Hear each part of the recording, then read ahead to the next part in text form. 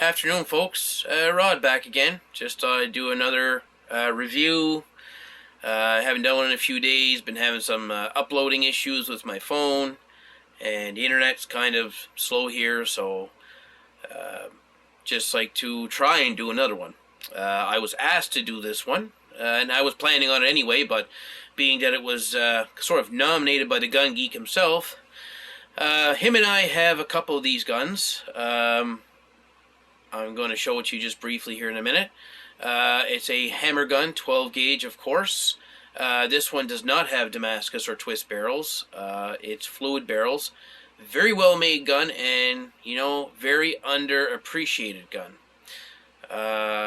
Husqvarna made some pretty darn reputable, quality made guns back in the day. You've seen shotguns and rifles branded under Husqvarna, the Swedish Mausers, whatnot, but they did make some nice old shotguns, and this was sort of the utilitarian shotgun for the poor man. This was like a farmer's shotgun. I've spoken to different guys over in Sweden online. They said that every farmer and his dog had one of these shotguns. They were like a common cooey over here in Canada. So without further ado, I'm going to flip you around, and here we go. This is my Husqvarna underlever 12 gauge hammer gun. You'll notice the color case hardening is quite vibrant on this one. I've had it restored. A friend of mine is a German craftsman. He does quite a job with niter bluing, as you can see the screws there, and he does the color case hardening in the old traditional bone charcoal method, which is how these were done over in Europe. The triggers are niter blued. He also did the butt pad. Just give you an idea here. It is a straight stock gun. They did make these in pistol grips, and they have metal butt pads. They do have sling swivels front and rear. So this was just your typical farmer's scare the fox out of the hen house gun, or a meat gun like I call them. Just your typical blued fluid steel barrels. Chokes on this one are improved, modified, and modified. So it's not a steel shot compatible gun. The chokes are just way too tight. So it's a lead shot only gun for now until I decide to open the chokes up. Normally they come 2.5 inch chambered or 2 9/16. I've had this one opened up to 2 3/4 just at the time. When I got this gun, 2.5 inch components and ammo weren't really available, and I wanted to use plastic shot wads in it to get better patterns, so my friend had a 12 gauge reamer, and we opened it up, and the gun shoots beautifully. It's a great gun. Not heavy at all. We're going to pick her up here and have a little gander at her. So as you see, it looks from here, typical external hammer gun, back action locks.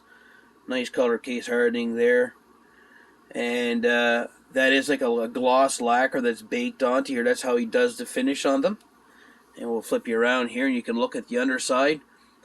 Looks pretty unconventional. There's no wood forend on these guns, so it's based on an old Belgian action. It's called a La Fauche, but this is a much improved and much stronger version of the old Belgian guns. The metallurgy is quite strong, so these guns are not weak like people would think these are like the old Belgian guns. They certainly aren't. They handle modern ammunition fairly well. This one here, the serial number says it was built in like 1921. It's a, as I said, straight stock. Give you a little view of the butt pad. You can see he color case hardened that, and niter blue the screws as well. I mean, they weren't fancy. I lucked out with this one. It's got like a little bit of fiddle back into the stock. A lot of them are really plain looking. I just kind of lucked out just looking, reefing through their ad, and found this one. And I bought this one. I think it cost me $165 back 12 years ago or 13 years ago, whatever the case was. Show you how to open it here. You have to pull the fore-end lever sideways as such, like that, and the gun breaks. And we'll look up through the bores. And of course, this thing hasn't seen any black powder shooting, so the bores are nice and clean.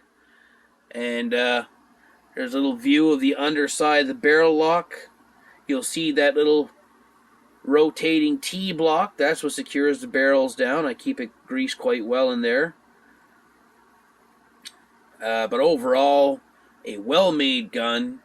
Another feature it has, you can remove the barrels off the gun. There's another lever here that you take and push sideways, and the barrels come off, and they are secured on a little, same idea, a little T-wedge in here that locks them in place. So, I mean, they're a great upland bird gun. I've shot lots of partridge, like grouse with it. Shot quite a few rabbits with it. And I have made some slug loads for it, and it shot them quite well. I was quite impressed with it, actually. Spoke to a couple of guys overseas, and they tell me that they knew lots of farmers that bagged big game and small game with these alike. They were fairly inexpensive at the time, but I would say nowadays the $165 price is gone out the window, and I would say these are probably around the $400 to $500 range in really nice shape. They were available in 12 and 16 gauge. They were also available in a Cape gun. Rifle on one side, the big Moose caliber in Sweden, the 12.7 by 44, and you can get them with a 12 gauge on one side or a 16 on one side with that rifle combo. I believe they were referred to as a Model 17, and they had like a little sight on the rib here, and it was like a Cape gun, they call it, like a combination gun. But all in all, just wanted to kind of give you a quick overview of this here. I'm going to try and upload it. Yep, my buddy did a pretty good job on it. He niter blued all the screws, put a nice bone charcoal case color on it, and he baked on 3 or 4 coats of really nice high build lacquer. And this has been probably done since like 5-6 years. And I mean, it's not even worn down. I've had this gun out plenty of times. So, just thought I'd show it to you. We'll get a little bit better look at her here. And there you have it. So hope you enjoyed the video, and we'll see you on the next one.